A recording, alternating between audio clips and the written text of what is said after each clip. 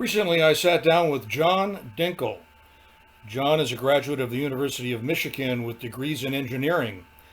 He's worked for car companies and various automotive projects, but notably, he was editor of Road&Track for over 20 years. We were in his home office and he was wearing his racing team shirt to be in the mood of things. We talked about what it's like to work for a car magazine.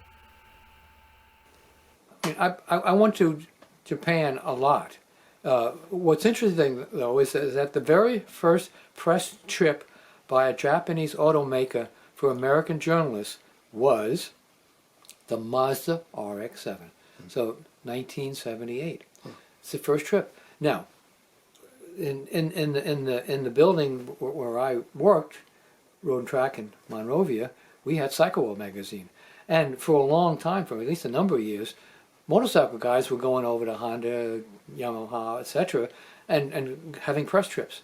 But for whatever reason, I can't tell you what it was. Datsun, Toyota, you name it.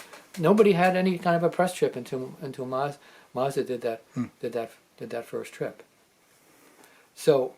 So they wine and dine you in Tokyo and all that? Well, it's interesting because no, they were in Hiroshima.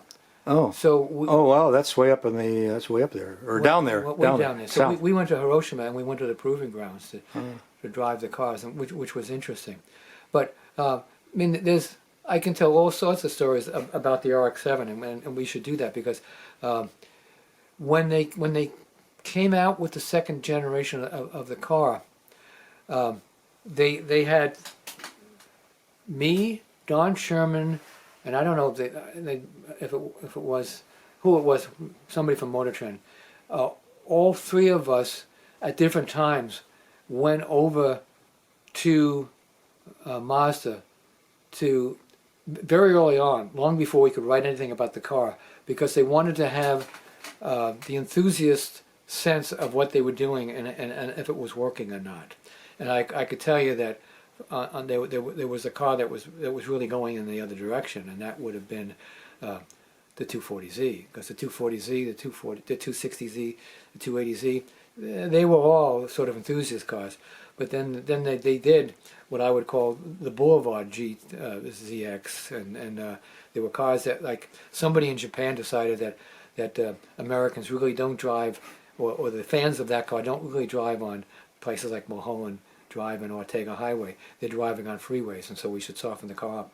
And it was it was like driving a Monte Carlo, and we said it. And what they ultimately did is we said, send some of your engineers who are working on the next generation, bring them over here. We'll put together a bunch of other cars that we think should be competitive to what you're doing. We did. We took them out to the roads that the people who liked those cars would drive on.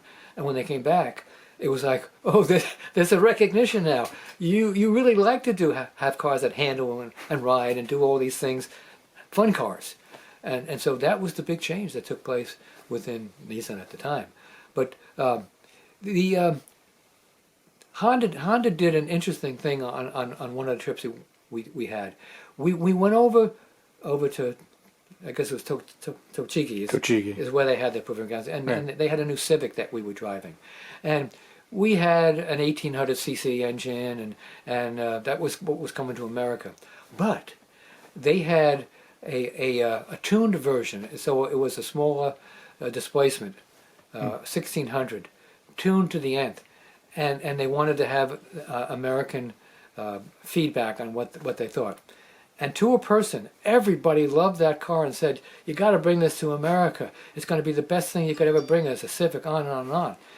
And what the Japanese were very good about taking notes, and this is just not Honda, but they take after you'd been out in a car, they'd bring you into a room, you'd sit down with maybe 4 or 5, 6 engineers, and you just chat about what you like, what you didn't like, and we did that, and we sat down and we talked about the car. I said, you know what, this is the best Civic I've ever driven, and it's just a phenomenal car to drive. I'd love to have it.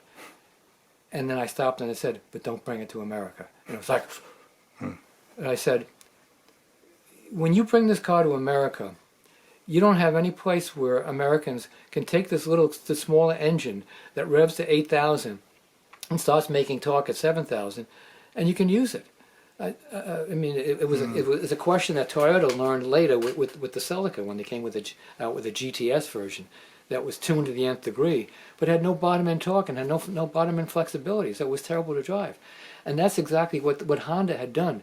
They had designed a car that worked beautifully on Totigi as a racetrack, but when you put it in the real world, it was like, it's got a 5-speed, but I can't find the torque until I get to 7,000 RPM. Yeah, that was a problem with the S2000. Can't drive it on the street. Yeah. Yeah. Early S2000 was that problem. And every other journalist couldn't take the hat off which said, I like enthusiast cars, and recognize that in an American environment, you can't drive like that.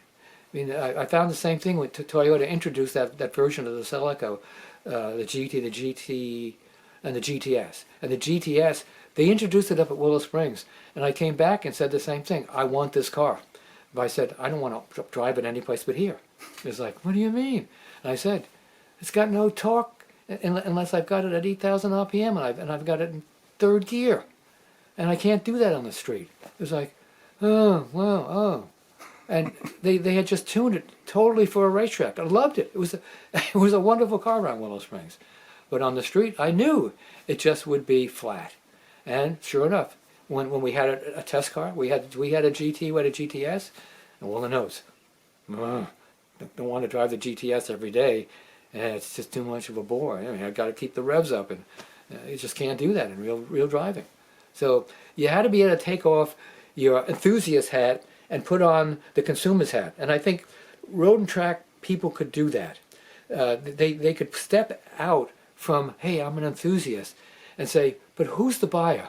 I mean, that's the first thing that I would always do when I got into a car. I didn't care whether it was a Buick, a Cadillac, or a Jaguar. Who's the buyer for this car, and whose expectations do I have to fulfill? Because if it's just me, and that's not the sort of car it's supposed to be, well, then I'm not doing the company or my readers a favor if I'm not writing about it for who the buyer is. And I think we understood that, and I understood that very well. Mm-hmm. And I don't think a lot of journalists who could ever remove themselves from the enthusiasm part of it. And that to me was a shame. Because the road test got lost in translation.